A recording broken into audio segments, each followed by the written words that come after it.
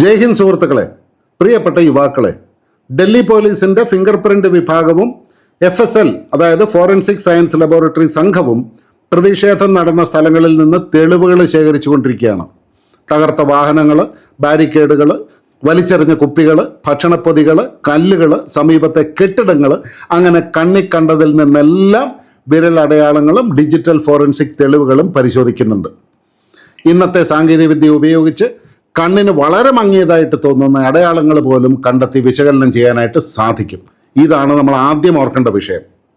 രണ്ടാമത്തേത്, ജൂലൈ 19 മുതൽ ഈ പ്രക്ഷോഭവുമായിട്ട് ബന്ധപ്പെട്ട സാഹചര്യത്തിൽ ദേശീയ സുരക്ഷാ നിയമത്തിൻ്റെ പ്രയോഗം വന്നു. വളരെ ഗൗരവമുള്ള വഴിത്തിരിവാണിത്.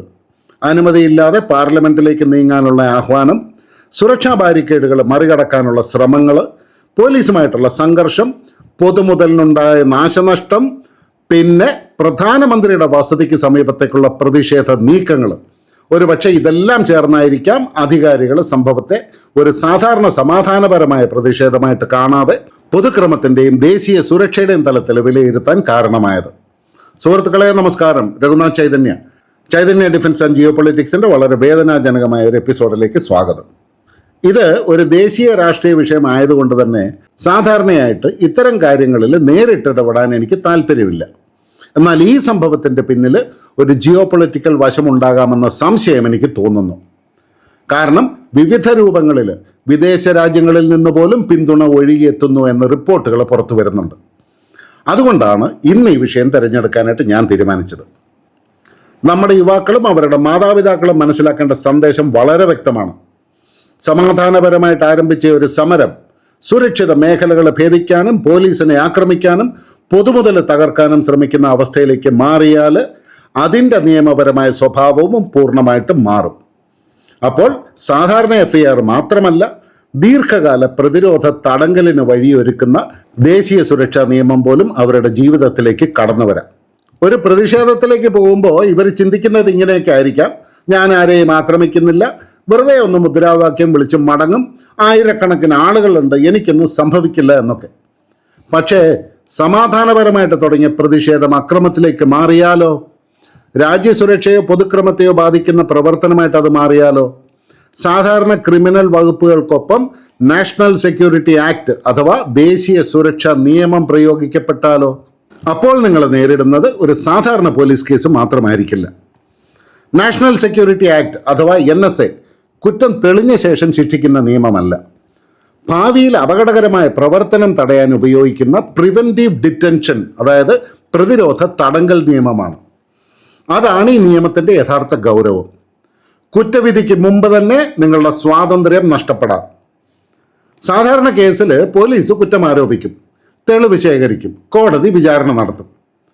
എന്നാൽ ഈ NSAയിൽ സർക്കാർ അല്ലെങ്കിൽ അധികാരപ്പെടുത്തിയ ഉദ്യോഗസ്ഥൻ ഒരാളുടെ പ്രവർത്തനം രാജ്യസുരക്ഷയ്ക്കോ സംസ്ഥാന സുരക്ഷയ്ക്കോ പൊതുക്രമത്തിനോ ഭീഷണിയാകാമെന്ന് വിലയിരുത്തിയാൽ തടങ്കൽ ഉത്തരവ് പുറപ്പെടുവിക്കാം.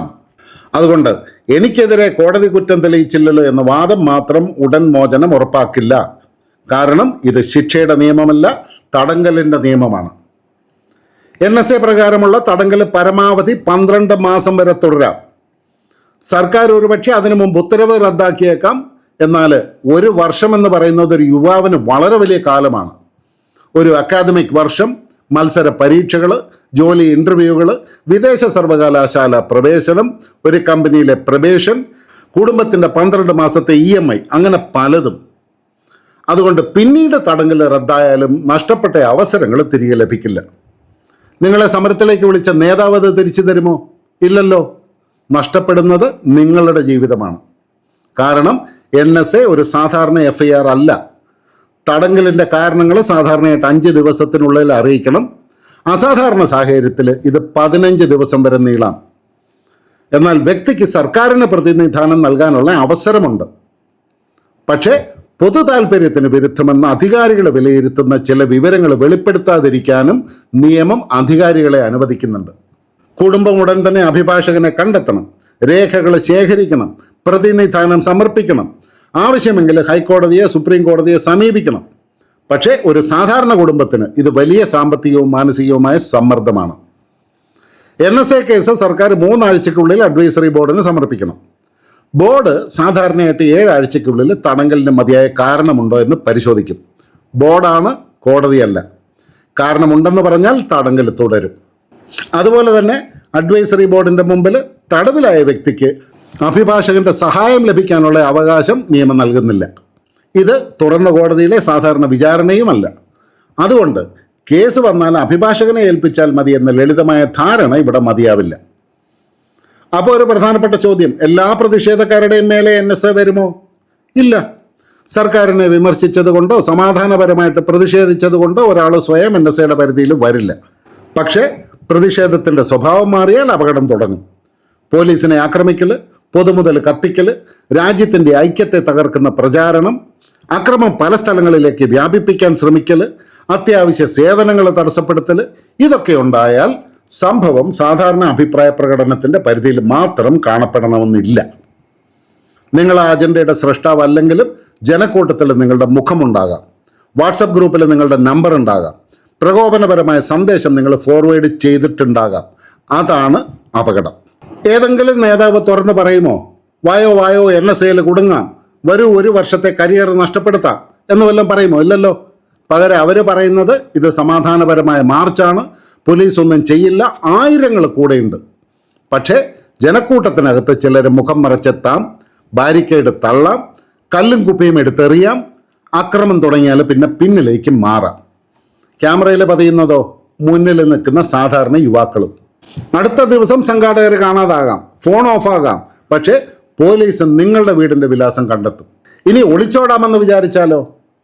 NSA തടങ്കൽ ഉത്തരവ് ലഭിച്ച ഒരാൾ ഒളിവിൽ പോയാൽ അധികാരികൾ ഹാജരാകാനായിട്ട് ഔദ്യോഗിക നിർദ്ദേശം നൽകും. അതനുസരിക്കാതിരിക്കുന്നത് കൂടുതൽ നിയമപ്രശ്നങ്ങൾക്ക് വഴിയൊരുക്കും. അതുകൊണ്ട് നിയമത്തിൽ നിന്ന് ഓടുന്നതിനേക്കാളും അക്രമത്തിൻ്റെ സ്ഥലത്ത് നിന്ന് നേരെ മാറി നിൽക്കുന്നതാണ് ബുദ്ധി. പിന്നെ നമ്മൾ മനസ്സിലാക്കേണ്ട ഒരു കാര്യം, ഒരു 30 വർഷം മുമ്പുള്ള അന്വേഷണ രീതിയല്ല ഇന്ന്. ഇന്നത്തെ അന്വേഷണം സാക്ഷിമൊഴിയിൽ മാത്രം ആശ്രയിക്കുന്നുമില്ല. CCTV, ഡ്രോൺ ദൃശ്യങ്ങൾ, മാധ്യമ ക്യാമറകൾ, മൊബൈൽ ലൈവ് സ്ട്രീമുകൾ, വാട്സപ്പ് സന്ദേശങ്ങൾ, സോഷ്യൽ മീഡിയ പോസ്റ്റുകൾ, ലൊക്കേഷൻ വിവരങ്ങൾ, വാഹന നമ്പറുകൾ, വിരലടയാളങ്ങൾ, വ്യത്യസ്ത ക്യാമറകളിലെ സമയക്രമം, ഇതെല്ലാം കൂട്ടിച്ചേർത്ത് ഒരാളുടെ സഞ്ചാരവും പങ്കാളിത്തവും പരിശോധിക്കാനായിട്ട് സാധിക്കും. നിങ്ങളൊരു പോസ്റ്റ് ഡിലീറ്റ് ചെയ്താലും സ്ക്രീൻഷോട്ട് ശേഷിക്കാം, വീഡിയോ മായ്ച്ചാലും മറ്റൊരാളുടെ ഫോണിൽ പകർപ്പുണ്ടാകാം. ഒരു തെളിവ് മാത്രം കുറ്റം തെളിയിക്കണമെന്നില്ല, പക്ഷേ നിരവധി ചെറിയ തെളിവുകൾ ഒരേ കഥ പറഞ്ഞാൽ അതാണ് ആധുനിക അന്വേഷണം. കുടുംബത്തിൻ്റെ ശിക്ഷ കോടതി വിധിക്ക് മുന്നേ തുടങ്ങും. നിങ്ങൾ തടങ്കലിലായാൽ കുടുംബം ആദ്യം നിങ്ങളെ കണ്ടെത്തണം, രേഖകൾ ലഭിക്കണം, അഭിഭാഷകനെ സമീപിക്കണം, യാത്ര ചെയ്യണം, കോടതിയെ സമീപിക്കണം, അച്ഛൻ ജോലിയിൽ നിന്ന് അവധിയെടുക്കണം, അമ്മയുടെ ആഭരണം പണയം വെക്കേണ്ടി വരാം, EMI മുടങ്ങാം, സഹോദരങ്ങളുടെ പഠനത്തെ ബാധിക്കാം. പുറത്തുള്ളവർ ചോദിക്കും, ദേശീയ സുരക്ഷാ നിയമം എന്തുകൊണ്ടാണ് വന്നത്? കോടതി കുറ്റം വിധിച്ചിട്ടില്ലെങ്കിലും കുടുംബത്തിന് മേൽ സംശയത്തിൻ്റെ നിഴൽ വീഴും. അതുപോലെ നിങ്ങളുടെ കരിയറും ഒരു ഫയലിൽ കുടുങ്ങാം. NSA തടങ്കൽ ഉണ്ടായതുകൊണ്ട് മാത്രം എല്ലാ തൊഴിലവകാശങ്ങളും അവസാനിക്കില്ല. എന്നാൽ അത് തൊഴിൽ ജീവിതത്തിൽ വിശദീകരിക്കേണ്ട ഗുരുതര വിഷയമായിട്ട് മാറും. പോലീസ് പരിശോധന, സർക്കാർ നിയമനം, സായുധ സേന, പ്രതിരോധ സ്ഥാപനങ്ങൾ, വിമാനത്താവളം, ബാങ്കിംഗ്, സുരക്ഷാ സേവനങ്ങൾ, രഹസ്യ വിവരങ്ങളുമായിട്ട് ബന്ധപ്പെട്ട സ്വകാര്യ ജോലികൾ, അതുപോലെ ചില പ്രൈവറ്റ് കമ്പനികൾ പോലും, ഇവിടെയെല്ലാം പശ്ചാത്തല പരിശോധന കർശനമായിരിക്കും. ഉത്തരവ് പിന്നീട് റദ്ദാക്കിയാലും അപേക്ഷയിൽ ചോദിച്ച വിവരങ്ങൾ മറച്ചു വയ്ക്കാൻ സാധിക്കില്ല. ഇൻ്റർവ്യൂവിൽ നിങ്ങളുടെ കഴിവ് വിശദീകരിക്കേണ്ടതിന് പകരം പഴയ തടങ്കൽ വിശദീകരിക്കേണ്ടതായിട്ട് വരും. നിങ്ങളെ എടുക്കുന്നത് മൂലം കമ്പനി എന്തിന് അധിക അപകടം ഏറ്റെടുക്കണമെന്ന് ചോദിച്ചേക്കാം. നിങ്ങളുടെ കരിയർ ശാശ്വതമായിട്ട് അവസാനിക്കുമെന്ന് പറയാൻ പറ്റില്ല, പക്ഷേ അവസരങ്ങൾ വൈകാം, ചില അവസരങ്ങൾ നഷ്ടപ്പെടാം. ഒരു സാധാരണ കുടുംബത്തിലെ യുവാവിന് അത് തന്നെ വലിയ ശിക്ഷയാണ്. സുഹൃത്തുക്കളെ, പാസ്പോർട്ട് ലഭിച്ചാൽ മാത്രമേ യാത്ര ഉറപ്പാകുന്നില്ല.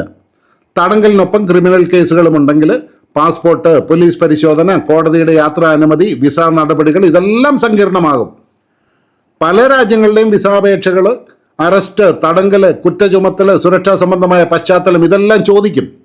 അവിടെ തെറ്റായ വിവരം നൽകാനുമാവില്ല. വിദേശ സർവകലാശാലയുടെ പ്രവേശന തീയതി നിങ്ങൾക്ക് വേണ്ടി കാത്തിരിക്കില്ല. ഒരു കമ്പനിയുടെ ജോയിനിങ് തീയതി കാത്തിരിക്കില്ല. വിസ അപ്പോയിൻമെൻറ്റും കാത്തിരിക്കില്ല. പക്ഷേ നിയമ നടപടികൾ മാസങ്ങളോ വർഷങ്ങളോ നീളാം. നിങ്ങളെ കുത്തിയിളക്കി തെരുവിലേക്ക് പറഞ്ഞു വിടുന്ന നേതാവിനോട് നിങ്ങൾ ആദ്യം ചോദിക്കേണ്ട കുറച്ച് ചോദ്യങ്ങളുണ്ട്. നിങ്ങളുടെ മകനും മുമ്പിലുണ്ടോ? NSA വന്നാൽ എൻ്റെ നിയമച്ചെലവ് നിങ്ങൾ നൽകുമോ? ഞാൻ തടങ്കലിലായാൽ എൻ്റെ കുടുംബത്തിൻ്റെ EMI അടയ്ക്കുമോ? എൻ്റെ ജോലി നഷ്ടപ്പെട്ടാൽ ഉത്തരവാദിത്തം നിങ്ങൾ ഏറ്റെടുക്കുമോ? ഇതെല്ലാം നിങ്ങൾക്കൊന്ന് എഴുതി തരാൻ പറ്റുമോ? ഉത്തരമില്ലെങ്കിൽ ഒരു കാര്യം, നിങ്ങളുടെ വികാരം അയാൾക്ക് രാഷ്ട്രീയ മൂലധനമാണ്. നിങ്ങളുടെ അറസ്റ്റ് അയാൾക്ക് വലിയൊരു വാർത്തയാണ്. നിങ്ങളുടെ കുടുംബത്തിനത് ദുരന്തമാണ്. പ്രിയപ്പെട്ട യുവാക്കളെ, പ്രതിഷേധിക്കരുത് എന്നല്ല പറയുന്നത്. സമാധാനപരമായിട്ട് പ്രതിഷേധിക്കുക, നിയമമറിഞ്ഞ് പ്രതിഷേധിക്കുക, വസ്തുതകൾ പരിശോധിക്കുക, സംഘാടകരാരാണെന്ന് മനസ്സിലാക്കുക, അക്രമം തുടങ്ങുന്ന നിമിഷം അവിടുന്ന് മാറുക. രാജ്യവിഭജനം, സായുധ കലാപം, മതവൈരം, പൊതുമുതൽ നശീകരണം എന്നിവ പ്രോത്സാഹിപ്പിക്കുന്നവരിൽ നിന്നും അകന്നു നിൽക്കുക. പോലീസ് നിയമാനുസൃതമായിട്ട് പിരിഞ്ഞു പോകാൻ ആവശ്യപ്പെട്ടാൽ പിരിഞ്ഞു പോവുക. നിങ്ങളുടെ ഫോൺ മറ്റൊരാളുടെ ഗൂഢാലോചനയുടെ തെളിവാകാനായിട്ട് അനുവദിക്കരുത്. നിങ്ങളുടെ മുഖം മറ്റൊരാളുടെ ആക്രമണത്തിൻ്റെ പോസ്റ്ററാകാൻ അനുവദിക്കരുത്. നേതാക്കൾ മുങ്ങും, ഇൻഫ്ലുവൻസർ അക്കൗണ്ട് ഡിലീറ്റ് ചെയ്യും, ഹാഷ്ടാഗ് അവസാനിക്കും. പക്ഷേ NSA തടങ്കൽ ഉത്തരവ് ഒരു ഹാഷ്ടാഗ് കൊണ്ട് അവസാനിക്കില്ല. കല്ലെടുക്കാൻ 1 സെക്കൻഡ് മതി. ഒരു കരിയർ നിർമ്മിക്കാനായിട്ട് വർഷങ്ങൾ വേണം. ഒരു സമരം 1 ദിവസം നീണ്ടേക്കാം, പക്ഷെ ഒരു തടങ്കൽ 12 മാസം വരെ നീണ്ടേക്കാം. ഒരു നേതാവിൻ്റെ പ്രസംഗം 10 മിനിറ്റ് മാത്രം, പക്ഷേ അതിൻ്റെ വില നിങ്ങളുടെ കുടുംബം വർഷങ്ങളോളം നൽകേണ്ടി വന്നേക്കാം. ഇന്ത്യയുടെ ശത്രുക്കൾക്ക് വേണ്ടത് പ്രകോപിതരും ദിശയില്ലാത്തവരുമായ യുവാക്കളെയാണ്. ഇന്ത്യക്ക് വേണ്ടത് അറിവുള്ള, കഴിവുള്ള, നിയമബോധമുള്ള, രാജ്യബോധമുള്ള യുവാക്കളെയാണ്. നിങ്ങളുടെ കരിയർ നിർമ്മിക്കുക, നിങ്ങളുടെ കുടുംബത്തെ സംരക്ഷിക്കുക, നിങ്ങളുടെ രാജ്യത്തെ ശക്തിപ്പെടുത്തുക. മറ്റൊരാളുടെ വിനാശകരമായ അജണ്ടയ്ക്കായിട്ട് നിങ്ങളുടെ സ്വാതന്ത്ര്യവും ഭാവിയും പണയം വയ്ക്കരുത്. സുഹൃത്തുക്കളെ, വീഡിയോ ഇഷ്ടമായെന്നുണ്ടെങ്കിൽ നിങ്ങളുടെ സുഹൃത്തുക്കളിലേക്ക് ഇതൊന്ന് പങ്കുവയ്ക്കുക. വീണ്ടും കാണാം. ജയ് ഹിന്ദ്. ഭാരത് മാതാ കി ജയ്.